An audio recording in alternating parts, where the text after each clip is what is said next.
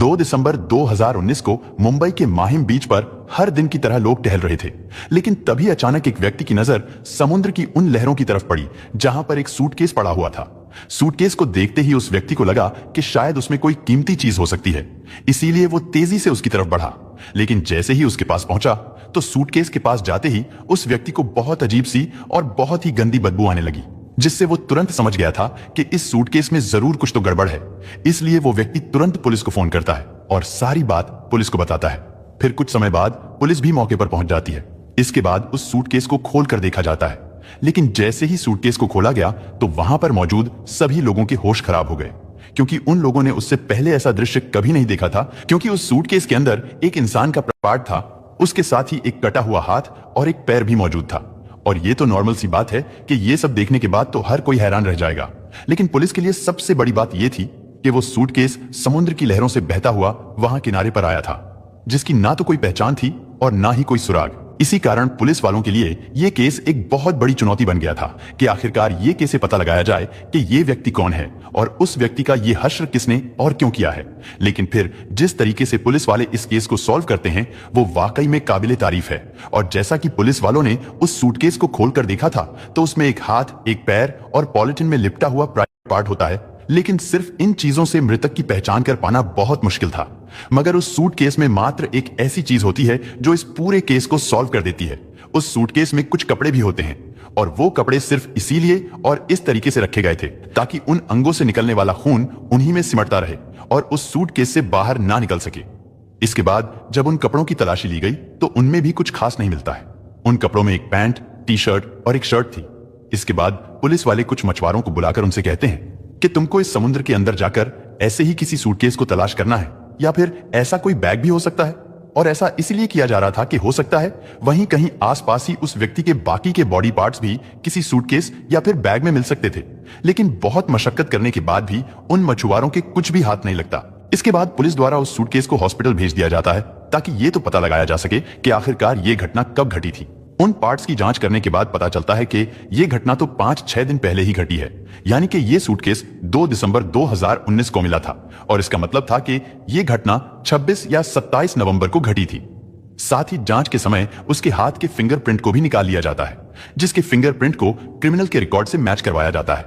लेकिन फिर भी पुलिस को कुछ हाथ नहीं लगता, क्योंकि हमारे भारत देश के अंदर अभी तक तो क्रिमिनल के रिकॉर्ड ही रखे जाते हैं और आम लोगों के रिकॉर्ड रख पाना अभी तो संभव नहीं है, जबकि अमेरिका जैसे विकसित देशों में आम नागरिकों के भी डीएनए और फिंगरप्रिंट तक के डेटा को भी रखा जाता है। खैर, अभी तक तो पुलिस वालों के हाथ ऐसा कुछ भी नहीं लगा था जिससे वो इस केस की गुत्थी को सुलझा सके। इसलिए ये केस क्राइम ब्रांच को सौंप दिया जाता है और अब क्राइम ब्रांच की टीम अपने तरीके से इस केस की इन्वेस्टिगेशन करना शुरू करती है। सबसे पहले सूटकेस की अच्छे से तलाशी ली जाती है और हर एक चीज की बारीकी से जांच की जाती है, क्योंकि सूटकेस के अलावा पुलिस के पास कोई भी सुराग या सबूत नहीं था। और जैसा कि मैंने आपको पहले ही बताया था कि उस सूटकेस में कुछ कपड़े भी थे और उन कपड़ों में सब कुछ रेडीमेड था, लेकिन एक शर्ट ऐसी भी थी जो सिलवाई गई थी और उस शर्ट पर एक टैग भी लगा हुआ था जिस पर एल्मो मेंस वेयर लिखा था और यही टैग इस केस को सॉल्व करने में बहुत बड़ी भूमिका निभाता है। इसके बाद क्राइम ब्रांच की टीम एल्मो मेंस वेयर का पता लगाना शुरू करती है कि आखिर ये शॉप कहां है और फिर थोड़ी ही जांच करने के बाद पुलिस को यह पता चल जाता है कि ये शॉप तो मुंबई के कुर्ला पश्चिम बेलगामी रोड पर मौजूद है। इसके बाद क्राइम ब्रांच की टीम बिना किसी देरी के उस शॉप पर पहुंच जाती है और फिर पुलिस उन्हें वो शर्ट दिखाकर उनसे पूछती है कि क्या ये शर्ट आपके यहां सिलवाई गई है, क्योंकि टैग तो इस पर आपकी शॉप का ही लगा हुआ है। इसके बाद उस शॉप पर काम करने वाले टेलर ने कहा कि ये टैग तो हमारी शॉप का ही है और अगर ये शर्ट हमारी शॉप पर सिली होगी तो इसका रिकॉर्ड भी हमारे पास जरूर होगा। इसके बाद उस टेलर ने एक बहुत बड़ी लिस्ट बुक निकाली जिसमें वो हर एक कस्टमर के कपड़े के सैंपल के साथ उसका नाम भी लिखकर रखता था। और कुछ देर ढूंढने के बाद पुलिस द्वारा दिखाई गई उस शर्ट से मैच होने वाला एक कपड़ा उस टेलर को मिल जाता है और साथ ही वहां पर एक नाम भी लिखा हुआ था और वो नाम था बेनेट रिबेलो। अब पुलिस को यह तो पता चल गया था कि जिस व्यक्ति ने यह शर्ट सिलवाई थी उसका नाम बेनेट रिबेलो था, लेकिन वहां से पुलिस को सिर्फ उसका नाम ही पता चल पाया था, क्योंकि उस टेलर ने ना तो उस व्यक्ति का फोन नंबर लिखा था और ना ही पता लिखकर रखा हुआ था। इसीलिए यहां से पुलिस के सामने एक और चैलेंज बढ़ जाता है कि सिर्फ एक नाम के सहारे उस व्यक्ति को मुंबई जैसे शहर में कहां ढूंढे, कि आखिरकार वो कौन था और कहां का रहने वाला था। और अब पुलिस को उस टेलर की शॉप पर खड़े रहने से तो कुछ फायदा नहीं होने वाला था, क्योंकि वहां से उन्हें सिर्फ एक नाम का पता चला था, लेकिन उसका एड्रेस नहीं मिला था। इसके बाद क्राइम ब्रांच ने सोशल मीडिया का भी सहारा लिया उन्होंने सोचा था कि शायद हो सकता है उस व्यक्ति ने सोशल मीडिया पर अपना कोई अकाउंट बनाया हुआ होगा और अपनी फोटो वगैरह पोस्ट की होगी, और यही सोचकर क्राइम ब्रांच वाले सोशल मीडिया पर अब उस व्यक्ति की तलाश शुरू कर देते हैं। सबसे पहले फेसबुक का सहारा लिया गया और फेसबुक पर बेनेट रिबेलो नाम सर्च किया गया, और ये तो जाहिर सी बात है कि इस नाम से फेसबुक पर बहुत सारे व्यक्ति होंगे, और उनमें से वो व्यक्ति कौन हो सकता है। पुलिस के लिए यह भी एक बहुत बड़ा चैलेंज था, क्योंकि सिर्फ उसका नाम ही पता था। इसके अलावा पुलिस वालों के पास और कोई भी इंफॉर्मेशन नहीं थी, लेकिन फिर भी पुलिस अपनी तलाश जारी रखती है और फिर एक एक करके उन सभी की प्रोफाइल को, यानी कि उस नाम के जितने भी व्यक्ति थे, उन सभी की प्रोफाइल की जांच करना शुरू करती है कि आखिरकार उन्होंने किस तरह की फोटो अपलोड की है। पुलिस उन सभी के डेटा को अच्छे से चेक करती है ताकि उन्हें कुछ तो ऐसा मिल जाए जिससे यह पता चल सके कि वो जिसको तलाश कर रहे हैं वो व्यक्ति उन्हीं में से कोई एक है। लेकिन दोस्तों, ये काम इतना भी आसान नहीं था जितना कि हम सभी को सुनने में लग रहा है। इस काम के लिए एक अलग से टीम बनाई गई थी कि इस नाम से जितनी भी प्रोफाइल हैं उन सभी की अच्छे से जांच की जाए। इसीलिए पूरी मेहनत और लगन से यह जांच करी जा रही थी। आखिरकार पुलिस की यह मेहनत रंग लाई। उन्हें एक ऐसा प्रोफाइल पेज मिल जाता है जिसके ऊपर उन्हें पूरा विश्वास था कि हो ना हो ये वही व्यक्ति है जिसको वो लोग तलाश कर रहे हैं, क्योंकि जिस तरह का हाथ उन्हें उस सूटकेस के अंदर मिला था, सेम उसी तरह का या फिर उससे मिलता जुलता हाथ उन्हें उस प्रोफाइल पेज में देखने को मिलता है। यानी कि उस व्यक्ति का हाथ भी उन्हें वैसा ही लग रहा था। इतना ही नहीं, जब उस व्यक्ति की प्रोफाइल को अच्छे से देखा गया तो पुलिस को एक ऐसी फोटो भी मिल जाती है जिसमें उसने वही कपड़े पहने हुए थे जो कपड़े समुद्र के किनारे पर पड़े उस सूटकेस में पाए गए थे। और इससे यह तो कंफर्म हो गया था कि पुलिस जिसको तलाश कर रही थी वो वही व्यक्ति है। थोड़ी और जांच करने पर पता चलता है कि वो एक म्यूजिशियन है जो कि गिटार पियानो वगैरह बजा करके अपनी जीविका चलाता है। उसकी प्रोफाइल को और अच्छे से देखने पर एक और आईडी मिलती है जिसकी फोटो खींचकर उसने अपनी प्रोफाइल पर अपलोड की हुई थी, और उसी दूसरी आईडी के अंदर उसकी पूरी डिटेल दी गई थी, यानी उसके घर के एड्रेस से लेकर उसके फोन नंबर तक। उसके बाद पुलिस उस फोन नंबर पर कॉल करती है, लेकिन वो फोन नंबर स्विच ऑफ आ रहा था। इसलिए अब पुलिस वाले बिना देरी किए उस आईडी में दिए गए एड्रेस सांता क्रूज ईस्ट इलाके में पहुंच जाती है। लेकिन जिस घर का पता उन्हें इतनी मेहनत करने के बाद मिला था, उस घर पर ताला लगा हुआ था। यह देखकर पुलिस वालों को फिर से निराश होना पड़ता है। लेकिन इसके बाद पुलिस वाले उनके पड़ोसियों से पूछताछ करते हैं कि आखिर इस घर में रहने वाले लोग कहां चले गए, और साथ ही पुलिस वालों ने उस फेसबुक प्रोफाइल से जो फोटो निकाली थी उस फोटो को दिखाते हुए उन पड़ोसियों से पूछते हैं कि क्या यह व्यक्ति यहीं पर ही रहता था। उस फोटो को देखने के बाद वो पड़ोसी बताते हैं कि हाँ, ये घर इन्हीं व्यक्ति का है और इनका नाम बेनेट रिबेलो है, लेकिन कुछ दिनों से वो लापता है। पड़ोसियों ने बताया कि उनकी एक बेटी भी है जिसका नाम आराध्या पाटिल है, और वो भी पिछले कई दिनों से दिखाई नहीं दे रही है। पड़ोस के लोगों ने कहा कि वो दोनों बाप और बेटी इसी घर में रहा करते थे, लेकिन शायद हो सकता है वो दोनों अब कहीं और चले गए हों। पड़ोसी कहते हैं कि इससे आगे की जानकारी हमें नहीं है, लेकिन बेटी के बारे में सुनते ही पुलिस वालों को थोड़ा शक हुआ।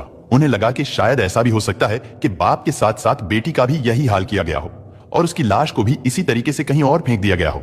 यानी ये मामला अब और भी ज्यादा उलझता जा रहा था। अभी तो सिर्फ सवाल पर सवाल खड़े हो रहे थे, लेकिन जवाब अभी एक भी नहीं मिल पा रहा था। इसके बाद पुलिस वालों ने ताला तोड़कर उस घर की जांच करना ही सही समझा, और फिर ताला तोड़कर पुलिस वाले घर के अंदर चले गए। इसके बाद अच्छे तरीके से घर की छानबीन की जाती है, और छानबीन के दौरान पुलिस को एक नोटबुक मिलता है जिस पर लिखा था, I am a bad girl. जिसने मुझे पनाह दी, मेरी परवरिश की, मैंने उसी को खत्म कर दिया। Dad, I am sorry, very very sorry, I am a bad girl.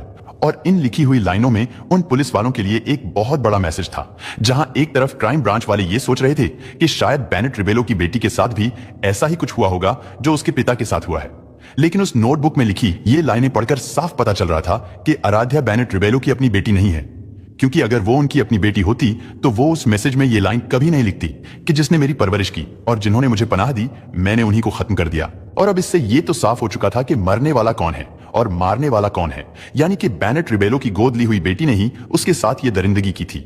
लेकिन अब ये जानना बहुत जरूरी था कि आराध्या ने ये सब क्यों किया था। लेकिन अभी तक आराध्या पकड़ी नहीं गई थी। इसके बाद पुलिस को आराध्या का नंबर भी उसके घर से मिल जाता है, और जब उस नंबर को ट्रेस किया गया तो वो नंबर बंद आ रहा था। लेकिन जब कुछ समय के लिए नंबर ऑन हुआ तो उस नंबर की लोकेशन घाटकोपर में दिखाई दे रही थी।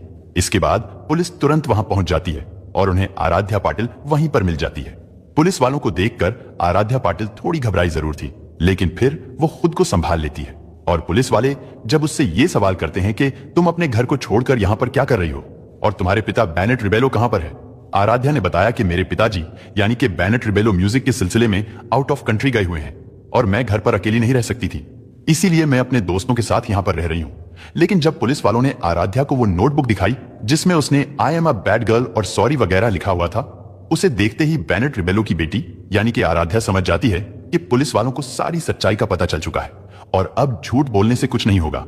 इसलिए आराध्या ने खुद ही स्वीकार कर लिया था कि हाँ, मैंने ही अपने पिता को मौत के घाट उतारा है और उसकी लाश पाने के लिए मैंने ही उसे अलग अलग सूटकेस में डालकर समुद्र में फेंक दिया था। आराध्या पाटिल ने बताया कि उसके पिता ने यानी कि बेनेट रिबेलो ने उसे गोद लिया था, उसकी परवरिश भी की थी और सब कुछ ठीक चल रहा था। लेकिन आगे चलकर कुछ समय बाद एक दिन आराध्या की मुलाकात एक लड़के से होती है। उन दोनों की दोस्ती हो जाती है, वो दोनों नंबर एक्सचेंज करते हैं और फिर धीरे धीरे उन दोनों में प्यार हो जाता है। हालांकि उस लड़के की उम्र उस समय 16 साल की ही थी और आराध्या उससे कई साल बड़ी थी। खैर, उन दोनों में बातें होना शुरू हो जाती हैं और फिर एक दिन आराध्या ने अपने उसी 16 साल के प्रेमी को यह बताया कि उसके पिता ने भले ही उसे गोद लिया है, लेकिन वो उसका शोषण करता है, उसके साथ संबंध बनाता है, जिससे वो बहुत परेशान हो चुकी है। ये बातें सुनकर आराध्या का 16 साल का प्रेमी गुस्से से पागल हो जाता है और वो आराध्या से कहता है कि तुम ये सब कैसे सहन कर रही हो? उसने तुम्हें बेटी बनाकर गोद लिया था, तो फिर वो तुम्हारे साथ ये सब कैसे कर सकता है? और तुम्हारे पिता को अब इसकी सजा जरूर मिलेगी। इसके बाद 23 नवंबर 2019 को वो दोनों मिलकर पहली बार बेनेट रिबेलो को खत्म करने का प्लान बनाते हैं, लेकिन उसमें वो कामयाब नहीं होते हैं। फिर 26 नवंबर 2019 को जब बेनेट रिबेलो घर पर मौजूद नहीं थे, तो उस समय आराध्या का बॉयफ्रेंड उसके घर पर पहुंचा और वो दोनों इसी बारे में बातें कर रहे थे, जिसकी वजह से आराध्या पाटिल को बहुत ज्यादा गुस्सा आ रहा था कि आखिर उसके पिता ने उसके साथ ऐसा घिनौना काम क्यों किया है। और जैसे ही उसके पिता बेनेट रिबेलो घर पर आते हैं तो आराध्या अपने पिता से झगड़ने लगती है कि आपने मेरे साथ ऐसा क्यों किया है? आपने एक अच्छे पिता की तरह मेरी परवरिश क्यों नहीं की? ये बातें सुनकर बेनेट रिबेलो अपना गिटार उठाता है और आराध्या के प्रेमी को मारने की कोशिश करता है, क्योंकि बेनेट रिबेलो समझ गया था कि इसी लड़के ने आराध्या को भड़काया है, क्योंकि उस दिन से पहले तो आराध्या ने इस बारे में कभी कोई सवाल नहीं किया था। लेकिन जैसे ही रिबेलो उस लड़के को मारने के लिए दौड़ता है तो पीछे से उसकी बेटी आराध्या ने उसके सर पर जोर से डंडा मारा और वो नीचे गिर गया। उसके नीचे गिरते ही आराध्या ने उस डंडे से अपने पिता के ऊपर ताबड़तोड़ कई वार किए, जिसकी वजह से बेनेट रिबेलो अपना होश खो बैठता है और फिर आराध्या पाटिल जल्दी से घर में रखी हुई कीटनाशक वाली स्प्रे की पूरी बोतल को उसके मुंह पर खाली कर डालती है। हालांकि उस समय भी बेनेट रिबेलो जिंदा था, लेकिन इसके बाद उन्होंने उसे चाकुओं से गोदकर उसे खत्म कर दिया। फिर वो दोनों उसे घसीटकर बाथरूम में ले गए और उसे बाथरूम में डाल दिया। बेनेट रिबेलो की लाश वहीं पर पड़ी रही। फिर अगले दिन वो दोनों बाजार गए, वहां से वो दोनों सूटकेस और चाकू खरीद कर लाते हैं। फिर बेनेट रिबेलो की लाश को चाकू से छोटे छोटे टुकड़ों में काटते हैं, लेकिन जब चाकू से नहीं कट रहा था तो बार बार उस चाकू को गर्म करके काटा जा रहा था। और उसने ये भी बताया कि उन्होंने उसकी हड्डियों को हथौड़े से तोड़ा था और फिर सूटकेस में भरकर वहां की मीठी नदी में फेंक दिया था। और फिर नदी से होकर वो बैग समुद्र में आया था और समुद्र की लहरों के साथ बहता हुआ वो सूटकेस मुंबई के माहिम बीच के किनारे पर पहुंच गया था। अगर उस सूटकेस के अंदर उन कपड़ों को नहीं डाला जाता तो शायद बेनेट रिबेलो की हत्या का ये राज ही बनकर के रह जाता। क्योंकि आराध्या के प्रेमी की उम्र अभी 16 साल ही थी, इसलिए उसे जेल नहीं भेजा जा सकता था, तो उसे बाल सुधार गृह में भेज दिया गया, जबकि आराध्या बालिग हो चुकी थी, इसलिए उसे जेल भेज दिया गया। लेकिन इस केस की गुत्थी को सुलझाने में मुंबई पुलिस की जितनी तारीफ की जाए कम है। और इससे पता चलता है कि अगर पुलिस इसी तरह इन्वेस्टिगेशन सही ढंग से करे तो वो किसी भी अपराधी को पाताल से ढूंढकर उसे वहां से भी निकाल कर ला सकती है और उसे कड़ी से कड़ी सजा दिला सकती है। दोस्तों, इस घटना को सुनाने का उद्देश्य किसी का दिल दुखाना नहीं है, किसी को परेशान करना नहीं, बल्कि आपको जागरूक करना है, आपको सचेत करना है। दोस्तों, इस पूरी घटना के बारे में आपकी क्या राय है, कमेंट बॉक्स में जरूर बताएं। और अगर हमारी मेहनत पसंद आई हो तो इस वीडियो को लाइक करते हुए शेयर भी करें। धन्यवाद।